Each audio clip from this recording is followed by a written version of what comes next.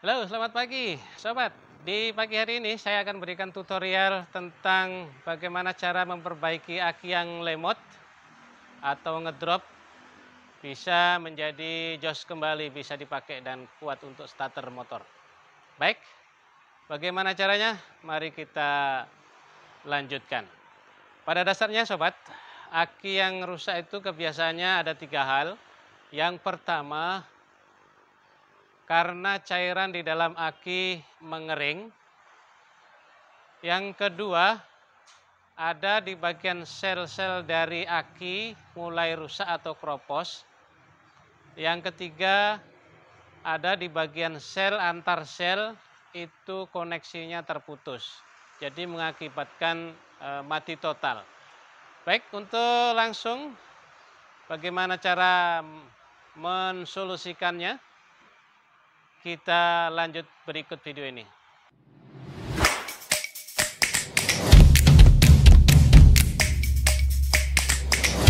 Nah, baik sobat, ini contoh kasus untuk aki yang lemot di motor ini.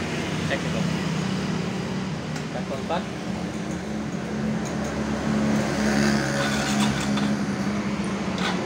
Jadi ini menunjukkan aki yang lemot. Jadi ketika dikontak dia berat, tak mau ngangkat, kedup-kedup gitu. Jadi menunjukkan aki sudah kalah lemot, perlu kita cek. Tetap angkat. Kita coba cek berapa tegangannya.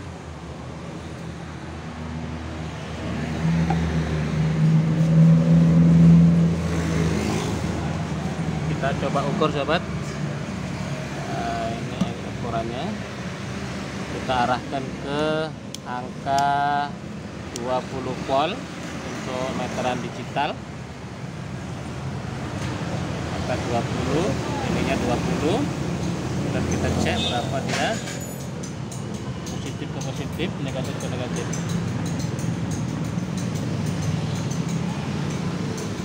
Di angka 10, 11,4 tetap angka ngedrop ketika ini di kontak. Langsung ngedrop ya. Jadi ini akinya sudah bermasalah, perlu kita cek lebih dalam. Kita cek pakai lampu seberapa terang. Jadi tidak terlalu terang, agak redup. Kita bongkar sekarang.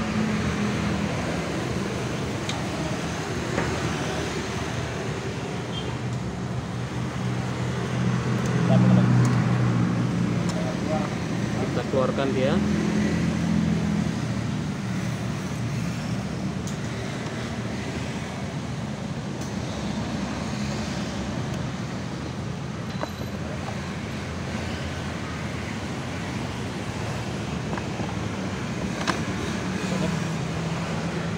GS kering. Kita akan bongkar. Dengan kasus yang ada, kemungkinan ini tidak putus koneksi, tetapi antara sel yang aus atau cairan di gel yang mengering. Kita coba. Nah sobat, sekarang perhatikan di sini. Kita pakai cutter dulu, kita garis menggunakan cutter. Ini ada celah kecil ini supaya bekas lem yang ada itu bisa terputus oleh cutter supaya lebih mudah mencongkel. Nah, kita mencongkelnya hati-hati supaya tidak patah atau pecah tutupnya, supaya nanti kita tidak susah untuk menutup kembali. Jadi kalau bisa menggunakan dua alat, samping cutter ada lagi menggunakan obeng min kecil supaya lebih gampang dalam kita mencungkilnya. Kita hati-hati jangan sampai patah. Terus kita cungkil pelan-pelan sehingga terbuka. Sambil kita tarik, kita cungkil.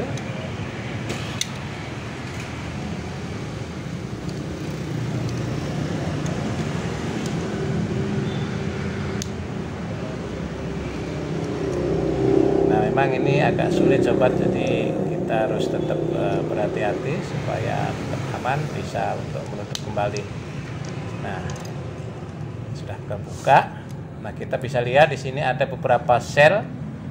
1, 2, 3, 4, 5, 6. Nah, di situ ada 6 sel. Masing-masing ada penutupnya, karet kecil. Di situ ada lubangnya. Itu kita cungkil pelan-pelan, kita taruh lagi supaya hilang tutup karetnya.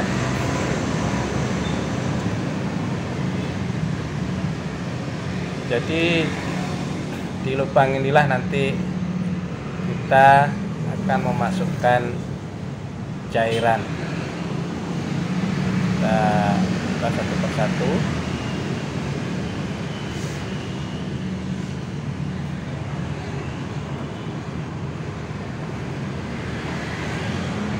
Nah, kemudian sobat, setelah sudah selesai untuk membuka karetnya ya, penutup ini, kita lap dulu supaya bersih, kotoran tidak masuk ke dalam.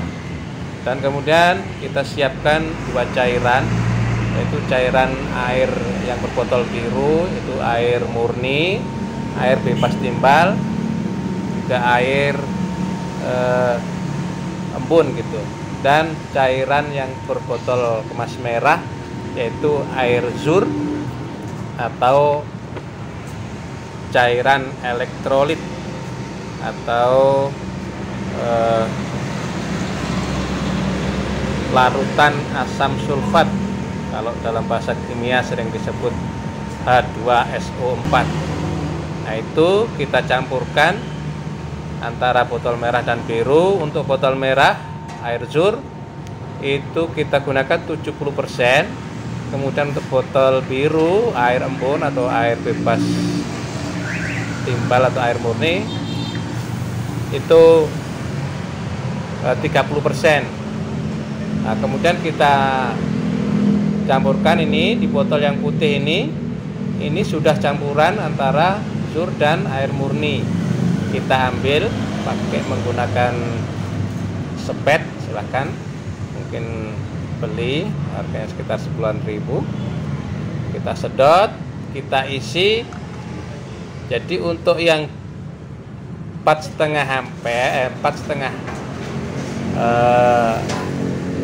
ampere yang kecil, nah itu kita isi fullnya itu 15 mili, tapi kita isi aja yaitu 12 mili supaya tidak terlalu meluber. Nanti kalau meluber bisa menjadikan kemana-mana atau konslet. Jadi ini 15 mili, tapi kita nanti kurangi 12 mili saja karena ini untuk aki yang 4,5 ampere yang kecil. Nah, tadi saya tunjukkan yang 7,5 ampere, misalnya untuk Satria F, Vario 150, yang agak besaran itu baru fullnya itu 20 mili, tapi kita kurangi juga kira-kira 18 mili atau sampai 15 mili. Ya, kira-kira 18 mili lah gitu. Kita masukkan pelan-pelan menggunakan spet. Hati-hati supaya tidak kena tangan karena cairan ini banyak presentasinya aki zur, air zur, sehingga bersifat korosif. Kalau kena benda, baju, kaos itu bisa bolong. Kalau kena kulit ya bisa gatal kita. Jadi kalau kena ya segera tangan kita cuci dengan air. Ini kalau sudah, kemudian kita bersihkan. Kalau ada alat semprot ya kita semprot. Kalau nggak ada ya cukup kita lap dengan kain lap supaya bersih. Sebelum kita tutup kembali dengan tutup yang tadi. Jadi semua kita tutup dulu dengan tutup karet yang kecil itu.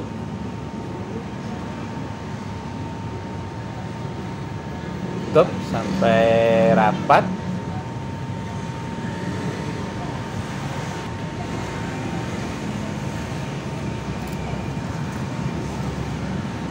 Nah gitu sobat, selesai kita tutup. Kemudian kita tutup untuk penutup yang tadi bekasnya plastik itu. Kita tekan, kita pantok-pantok sedikit supaya rapat. Ya, kita pantok, kita tahan. Kemudian juga kita siapkan lem, yaitu lem sejenis Alteco atau banyak orang sebut juga lem Korea atau apa itu. Nah itu kita gunakan. Kita sambil tekan, kemudian kita kasih lem di bekas ada garis tadi yang kita pakai cutter, sedikit demi sedikit, jangan terlalu banyak karena supaya tidak ngalir kemana-mana. Nah, kemudian setelah kita kasih cairan lem, kita kasih abu. Nah, gunanya untuk mengfiller atau mengisi celah itu supaya lem tadi itu juga supaya bisa berhenti di situ, tidak mengalir kemana-mana. Ini abu bekas bakaran kayu itu bisa, atau abu rokok boleh, yang penting agak lembut gitu. Kita tekan tahan, kemudian kita gosok. Kemudian berikutnya supaya rapi kita lem cairan lagi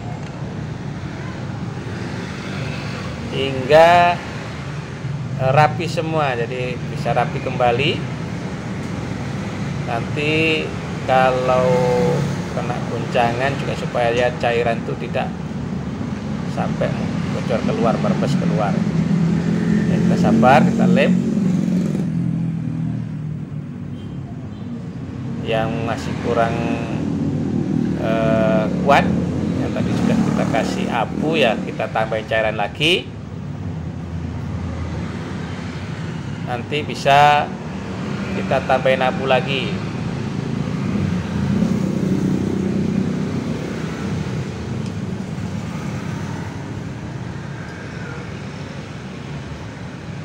Nah ini sobat, kalau kurang masih kita tambahin lagi cairan supaya betul-betul rapat kuat.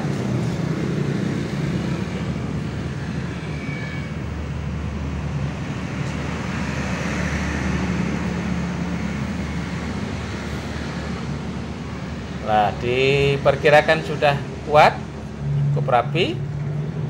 Kita tebarin abu lagi sampai betul-betul rapi.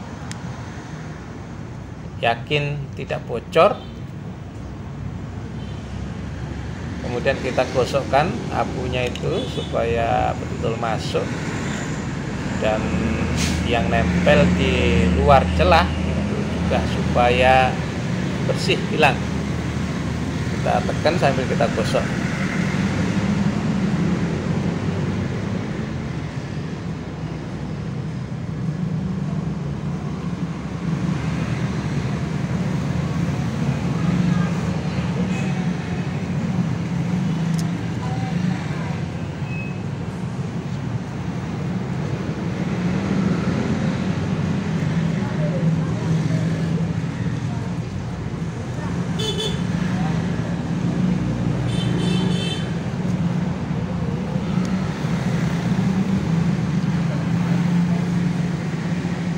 Berikutnya sobat, setelah rapat betul, yakin, kita bersihkan supaya mumpung belum kering lemnya itu yang nempel di bagian luar yang tidak kita inginkan bisa bersih kembali.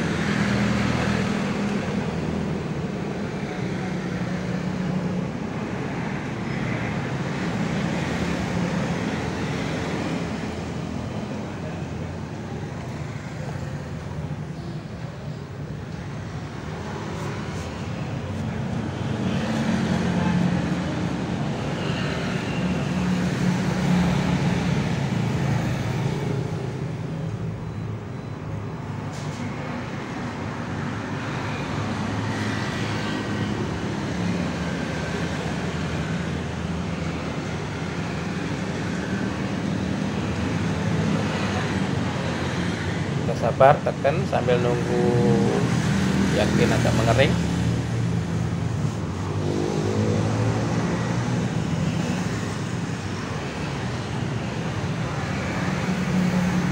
Udah cukup, kita bersihkan.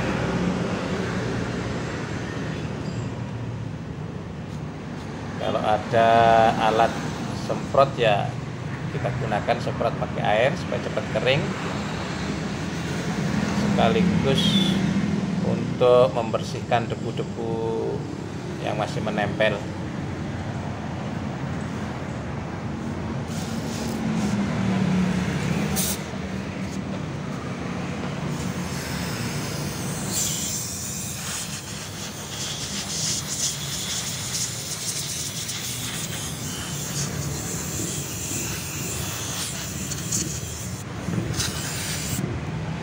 Baik sobat, sekarang kita cas. Setelah semua rapi, kita cas, kita on kan, yaitu di kondisi low ya tadi sekitar antara 11 ketika di starter lagi sampai ngedrop ke 10, sekian. Nah ini low, kita cas kurang lebih 1 hingga 2 jam. Ini indikatornya hanya ada sampai setengah lah isinya. Nah, baik sobat, ini sudah 1 jam, saya persingkat 1 jam setengah ini. Kondisi sudah hampir full, full ini mendekati full. Kita matikan, kita cabut, kemudian kita coba ukur berapa tegangan yang bisa masuk dalam aki ini, voltasenya. Kita arahkan pakai menggunakan meter digital yaitu ke 20 volt. Kita coba ukur berapa dia dapat.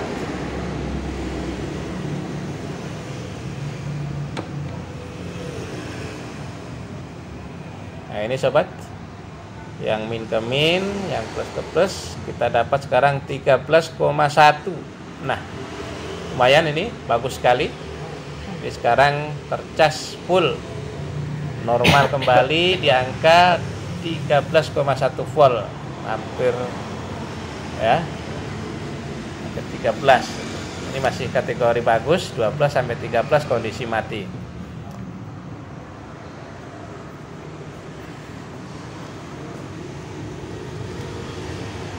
Ya, 13,0 setelah kita pakai cas ukur dapat ke 13 volt.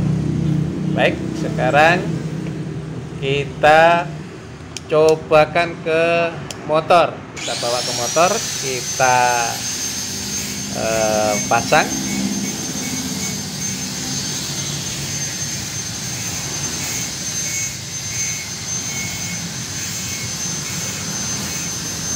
Nah ini sobat, kita masukkan, kita pasang ke motor yang tadi. Ini kebetulan motor Suzuki Smash.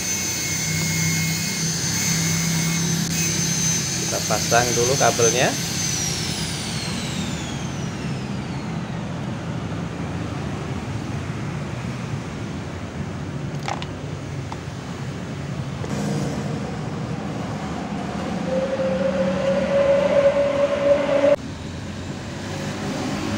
Nah ini untuk masang bautnya sobat, jadi yang kencang, jangan sampai longgar, karena kalau longgar bisa menimbulkan korosif itu, kerak-kerak putih, atau bahkan timbul bunga api, percikan api. Nah ini supaya yang kencang ya. Oke siap, kita coba sekarang. Mudah-mudahan ini berhasil sukses. Kita starter dia. Sip, bagus sekali, starter langsung ngejreng gitu ya. Nah kita cek tombol bel juga kencang. Oke sobat, bagus sekali, mantap.